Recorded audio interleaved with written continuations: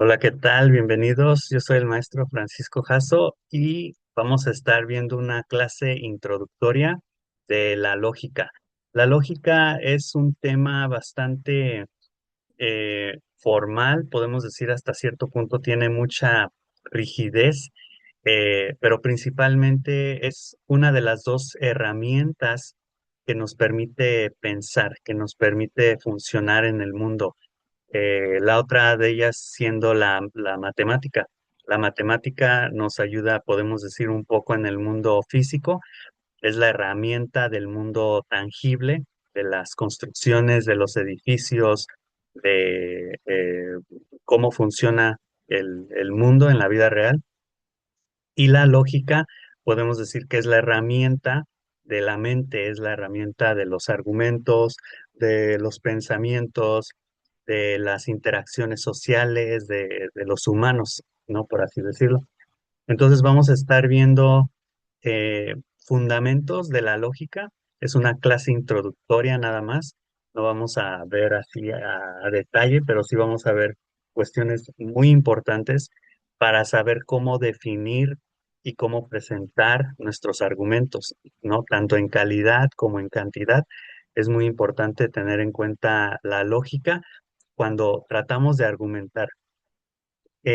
Vamos a estar viendo por ahí también más al rato que también la lógica no trata con cuestiones emocionales, que de hecho serían cuestiones como muy humanas también, pero cuando estamos en terreno emocional, afectivo, yo diría ahí la herramienta pues sería otra, ¿no? No la lógica, sino el amor o la empatía o la comprensión también, muy importante la comprensión.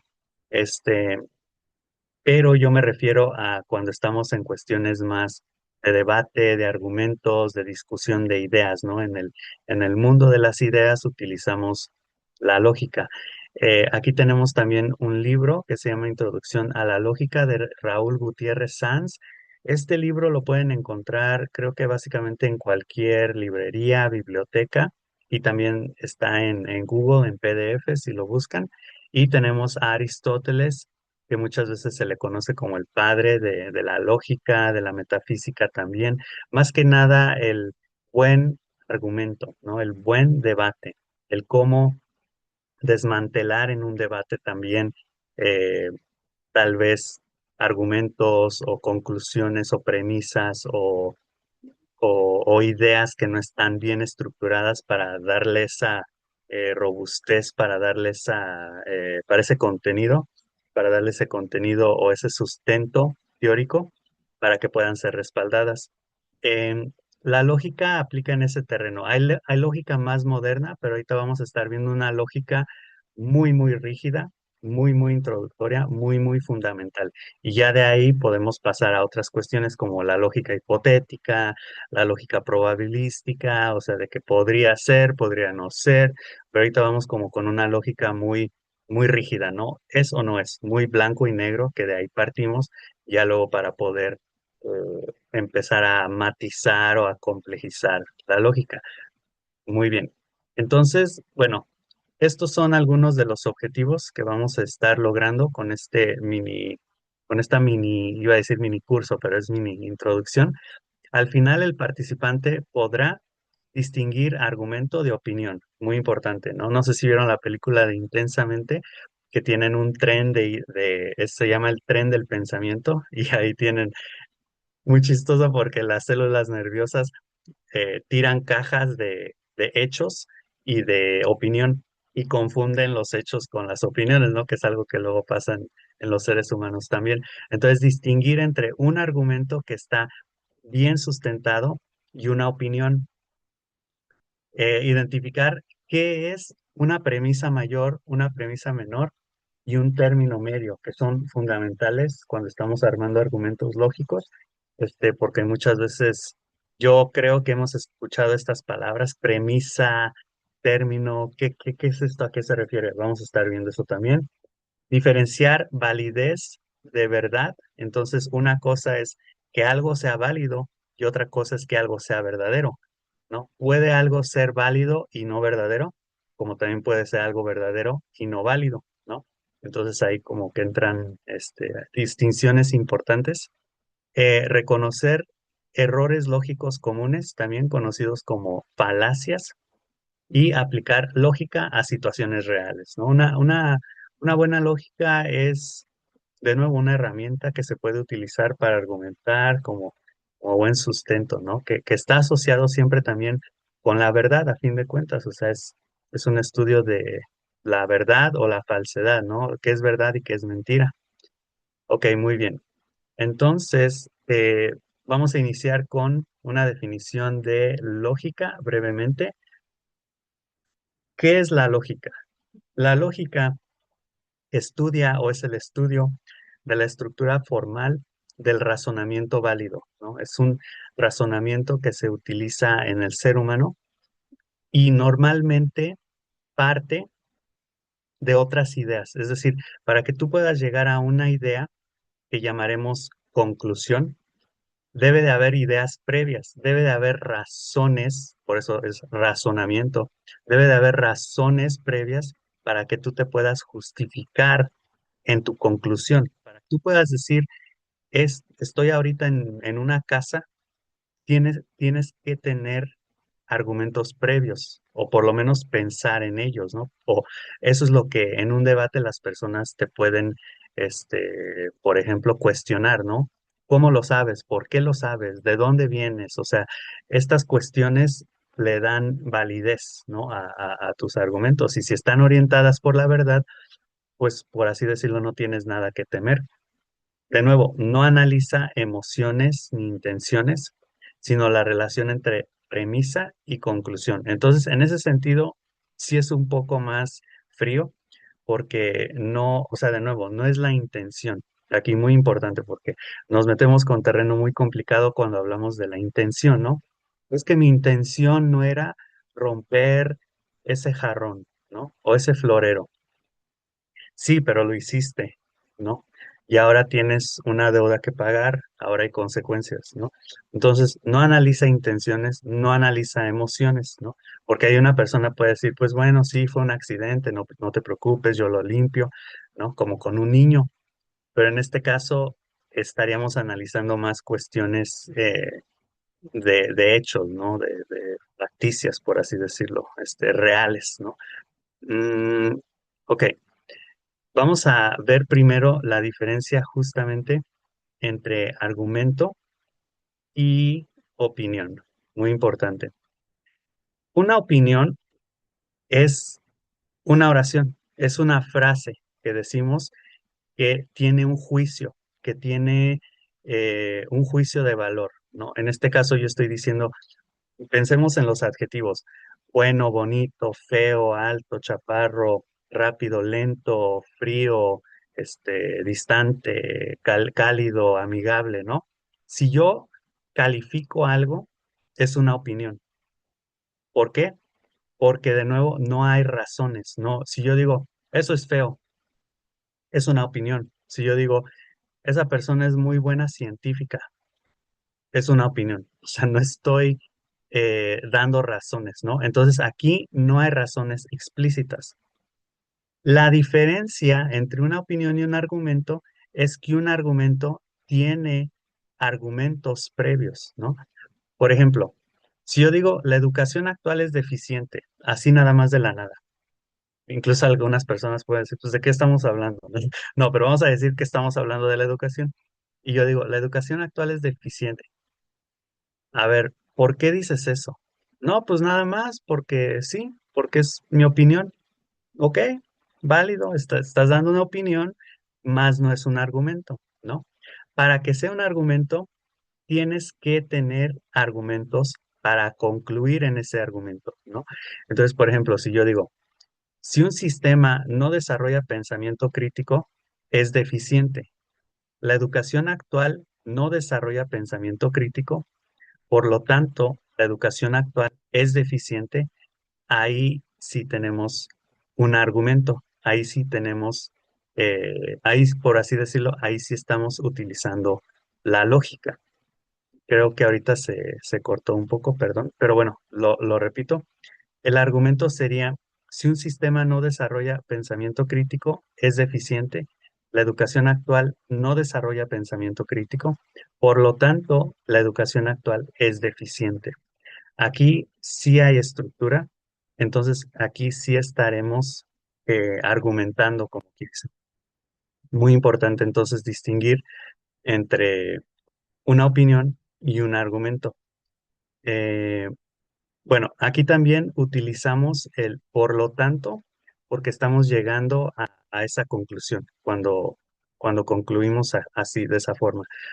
Una disculpa, creo que mi imagen no se está viendo bien, entonces voy a apagar nada más la imagen. Pero bueno, esta sería la diferencia entre una opinión y un argumento. Vamos ahora con lo siguiente, que sería la estructura clásica del silogismo. Entonces, por excelencia, el silogismo está compuesto justamente de lógica. Y el silogismo categórico, muy importante aquí la palabra categoría, ¿no? Porque ahorita vamos a ver una imagen que nos va a hacer eh, más sentido porque lo vamos a poder representar visualmente. Muy importante poder representar visualmente este, las cosas.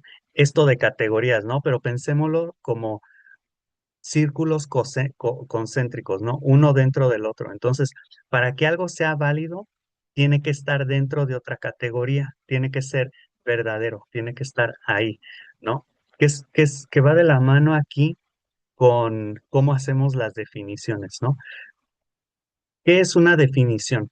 Cuando nosotros decimos, por ejemplo, un ejemplo muy clásico de una definición es una silla es un mueble en donde te puedes sentar, ¿no? Y entonces ahí hay tres partes. Primero, el término que estamos definiendo, la palabra, una silla, la silla, que es silla, es un mueble.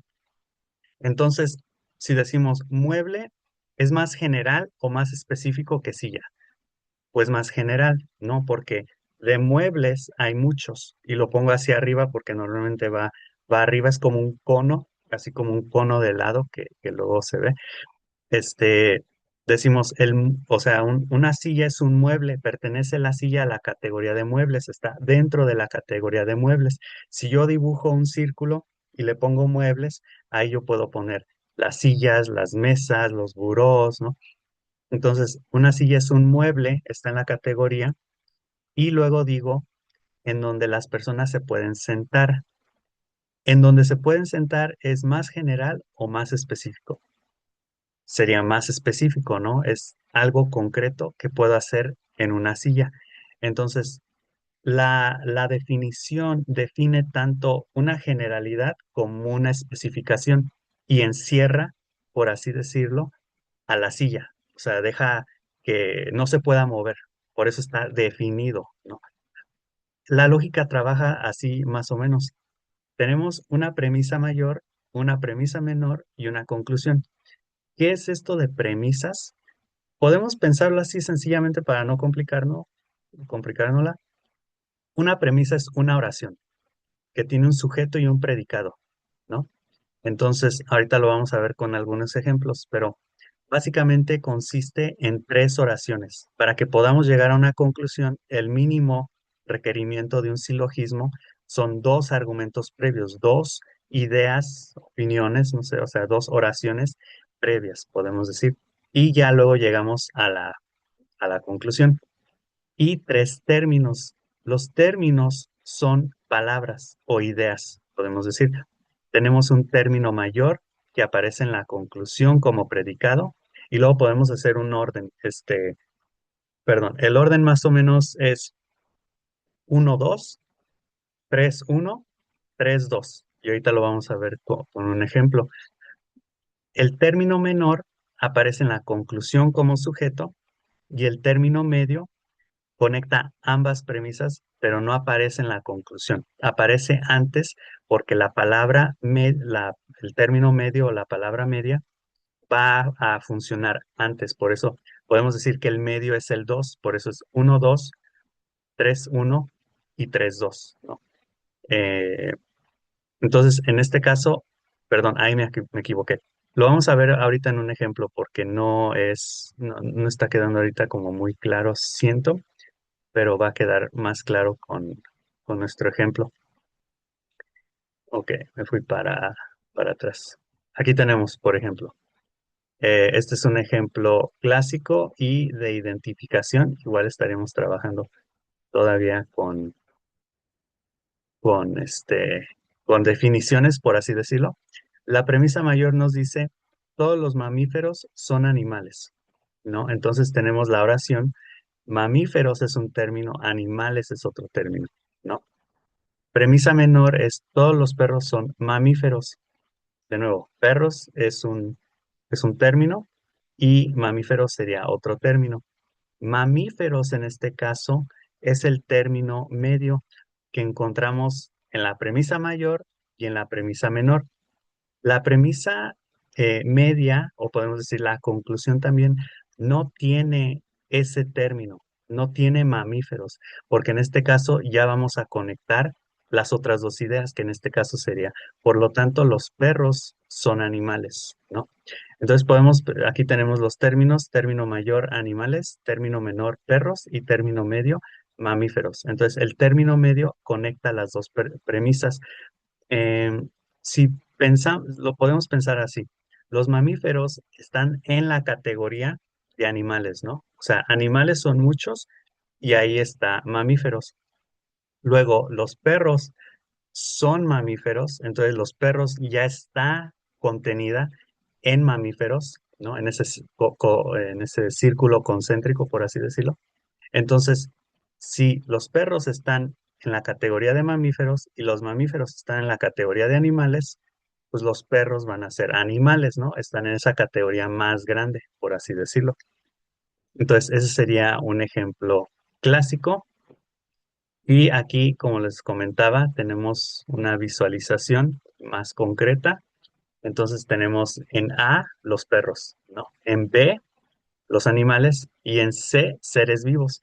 Y así podemos decir, pues los perros son tanto animales como seres vivos, ¿no? ¿Por qué? Porque pertenecen a esa categoría. Y así es como hacemos buenas argumentaciones, es como llegamos a buenas conclusiones, que luego podemos decir, pero esta categoría no está siempre ahí. O sea, tenemos círculos que se salen de esos otros círculos y pueden estar tanto en esta categoría como en esta otra, ¿no? Y ahí entramos en dudas, en probabilística, en situaciones hipotéticas, ¿no? Pero ¿qué pasa con los perros que nacen mitad algo, ¿no? O sea, ahí ya, pero en este caso esta sería como una forma de argumentar lógicamente. Ok, también tenemos este otro cuadro que ya es un poco más formal. Si nos fijamos, estamos trabajando con cuestiones de todo o nada, ¿no? Les comentaba que esto es como muy blanco o negro. La vida no es así, lo sé, este es un fundamento nada más. Por ejemplo, tenemos el todo hombre es mortal o ningún hombre es mortal, ¿no? Y tenemos también cómo se puede como llegar a contradicciones, como luego hay como ciertas reglas, ¿no? Las reglas universales, por ejemplo, de la lógica, vienen a ser la regla de identidad, que es algo es lo que es y no otra cosa, o la segunda regla, que es la de la no contradicción, que va relacionada con la primera. Una cosa no puede ser y no ser al mismo tiempo, en el mismo lugar, ¿no? Y la regla de la no excluida, que básicamente son como formas, podemos decir, bueno, divertidas, a mí se me hacen un poco divertidas, de pensamiento, ¿no? O sea, tú no puedes negar que algo, que la regla no existe, porque al negarla estás justamente entrando en una contradicción.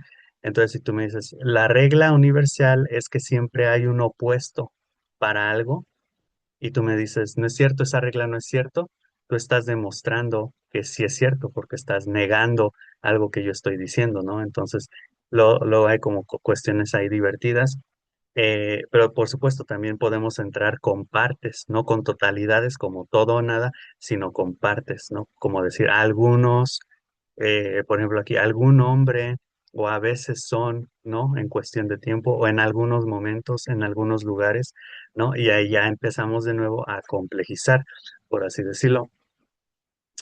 Muy bien, vamos entonces a entrar aquí con una regla muy importante que es esta cuestión del término medio.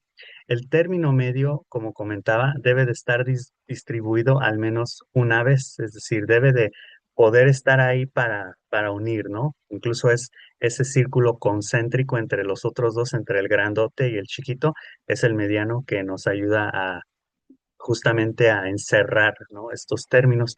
Si no conecta correctamente, el silogismo falla. Ejemplo inválido, aquí tenemos, todos los gatos son animales, ¿ok? Todos los perros son animales, ¿ok? Por lo tanto, los perros son gatos. O sea, no, espérame, ahí estaría mal porque no hay una conexión directa del término medio, ¿no? En este caso, pues no hay conexión con animales y al final tampoco se llega a usar. Entonces el término medio animales no conecta aquí adecuadamente, ¿no? Y por eso sería eh, algo inválido, podemos decirlo. Entonces la invalidez nos habla de la cuestión técnica, ¿no? A diferencia de la verdad que ahorita vamos a estar viendo. Eh, Vamos entonces justamente a distinguir entre validez y verdad.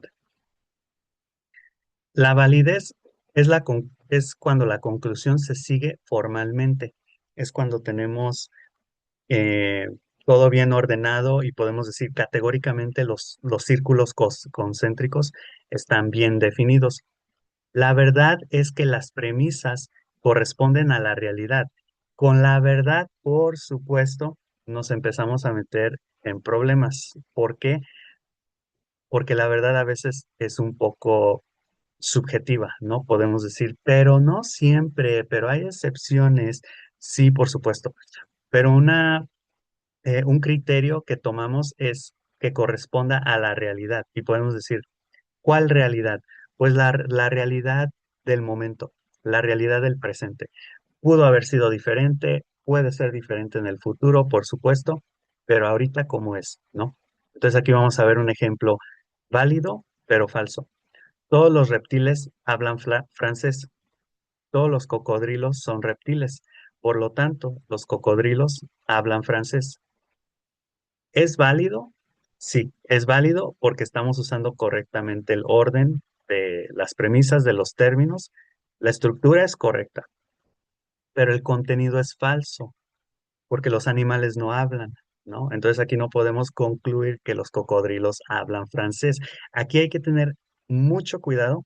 Cuando alguien use un silogismo en la vida real, hay que analizarlo, porque lo que suele pasar, pienso, es que si una persona usa un silogismo, en primer lugar lo va a usar muy rápido y lo va a usar para manipular, para pantallar a las personas, para hacer pensar a las personas que sabe más y que no deben de cuestionarlo y eso no se debe de hacer.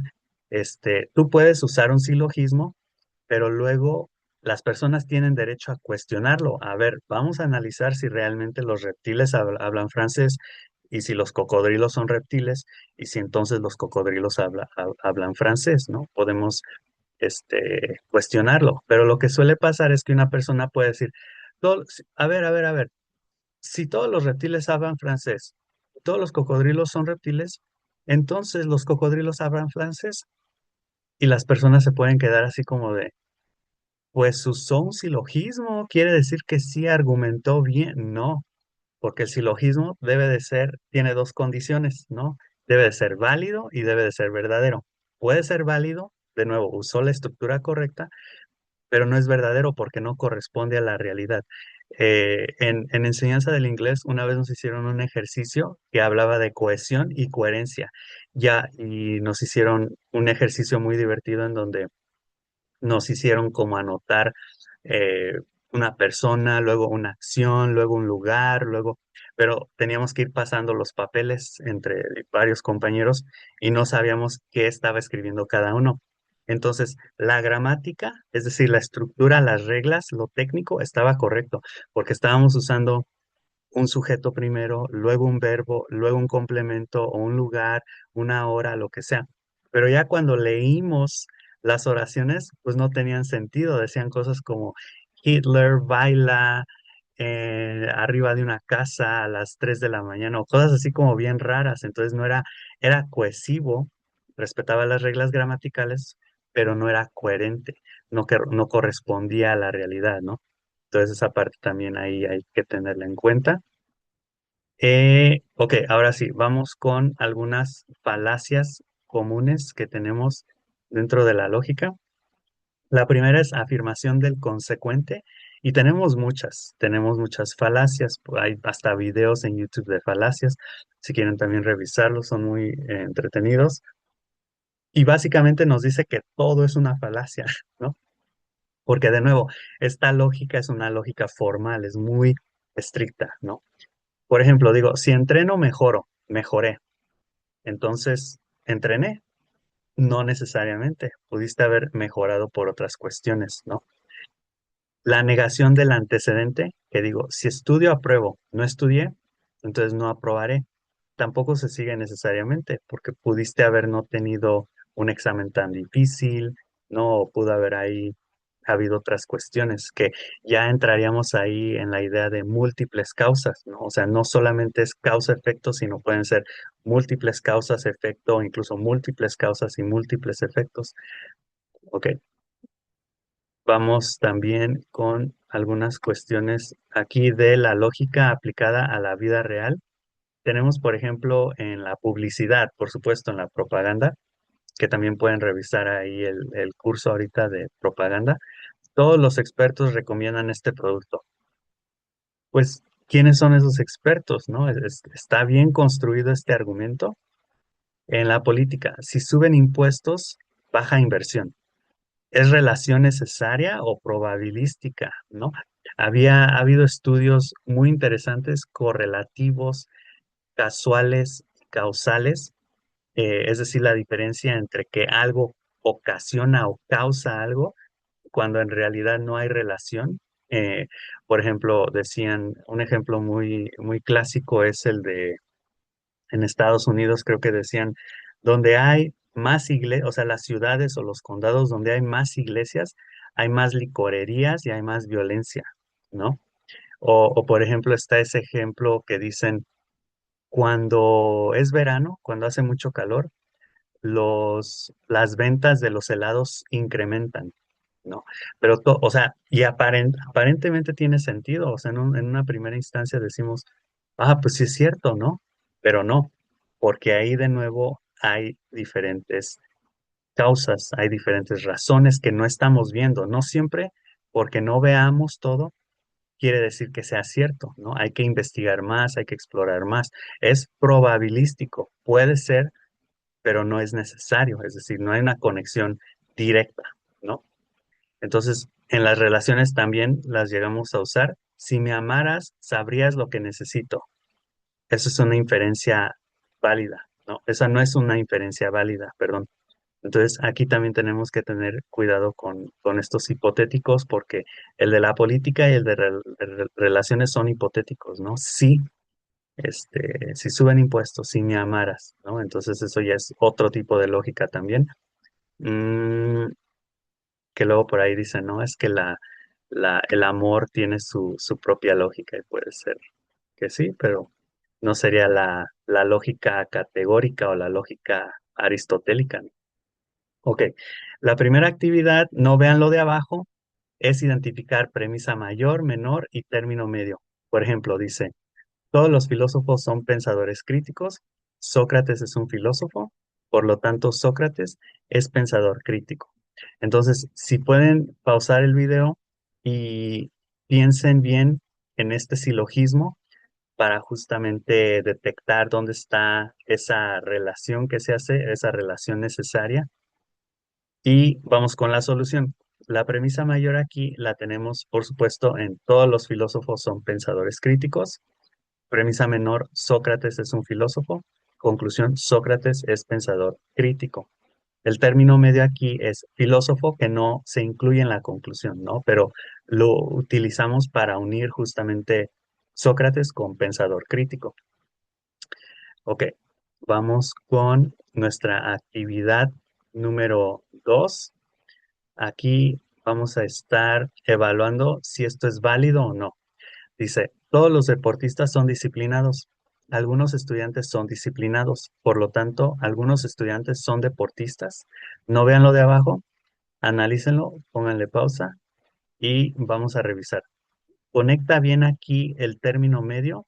No, porque disciplinados no garantiza pertenencia al conjunto deportistas. Entonces, aquí justamente también podemos entrar en algo que es inválido y está mal estructurado. Recordemos que la estructura es uno 2 3 1 y luego 3 2, ¿no? Y así es como llegamos, lo podemos anotar y luego hacer diferentes silogismos para ver. Aunque muy interesantemente, ahorita ustedes van a hacer su silogismo. Entonces, si pueden hacerlo y compartirlo abajo en los comentarios diciendo qué es la premisa mayor, premisa menor, conclusión, término mayor, término medio y término menor. Muchas veces creemos que, como les dije, es una lógica muy rígida. Podemos incluso usar la inteligencia artificial, que luego yo lo he hecho. Entonces, hago mis oraciones y digo, ¿esto es cierto? Y se lo doy a la IA, a ChatGPT o quien sea para que lo analice. Y me dice no, porque no necesariamente es lógica formal, o sea, estás aquí suponiendo, o esto no necesariamente siempre se da, o se da en cualquier parte, o así. Entonces, este, es muy difícil hacer un silogismo 100% verdadero y válido, sin ninguna excepción, sin ninguna forma de pues sí, de atacarlo, de destruirlo, ¿no? Entonces aquí igual, si quieren, pónganle pausa y háganlo en los comentarios. O si ven que ya hubo compañeros que lo hicieron en los comentarios, pueden comentar también si creen que es correcto o incorrecto. Y el ejercicio final, entonces, es convierte esto en silogismo. Dice, si no duermes, no rindes. Hoy rendí bien, entonces dormí. ¿Es válido? Pues no. Aquí es afirmación del consecuente. Perdón. Entonces, de nuevo, no hay una relación directa. Pudiste haber rendido porque tomaste café, por otra situación, ¿no? No necesariamente porque dormiste. A veces incluso podemos decir, pues, a veces puedo dormir bien, pero me siento mal porque algo malo está pasando o recibí noticias negativas o algo, ¿no? Ok, muy bien. Entonces, como cierre, hemos llegado ya al final. Muchas gracias por quedarse hasta el final. La lógica enseña a identificar estructura, detectar errores y pensar con precisión, ¿no? No te dice qué pensar, te enseña a pensar sin contradicción, ¿no? Que una de las grandes falacias de la lógica, por supuesto, es la contradicción, ¿no? Que también ahí tenemos que detectar bien, porque de nuevo hay argumentos como Tucoque, que que pueden ser aparentemente contradicción, pero no necesariamente. ¿Cómo detectar cuando algo es una falacia? Algo es una falacia cuando intenta presentarnos una segunda idea, ¿no? Les pongo un ejemplo del Chukoke. Es ese ejemplo de una persona, ejemplo clásico, ¿no? Que se da mucho con los padres y sus hijos, ¿no? El padre fuma cigarros y le dice a su hijo, un día que ve a su hijo que llega ya de adolescente fumando, le dice, no fumes, ¿no? Y el adolescente le responde, pero si tú fumas, ¿no? O sea, es un argumento. Y el papá le dice, es que eso no tiene nada que ver, porque no estamos hablando de mí, estamos hablando de ti. Y eso es correcto. Eso es lógico, porque o sea, yo digo ahí, si tú quieres hablar de que el padre fuma y es un hipócrita, está bien, pero eso ya es un segundo debate, eso es una segunda idea, ese es un segundo argumento. Pero el primer argumento, que es que el adolescente no debe de fumar, sigue estando ahí y debe de ser abordado, no ha sido refutado. ¿No? Esa idea, ese argumento. Entonces, una falacia funciona así. Es como cuando, por ejemplo, las personas dicen, te trata de sacar, se fue por la tangente o te saca otra idea como para distraerte.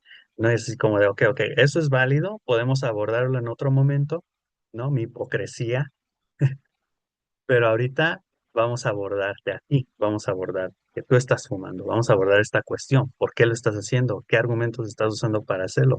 ¿Te estás dejando presionar por tu grupo social? ¿Qué está pasando?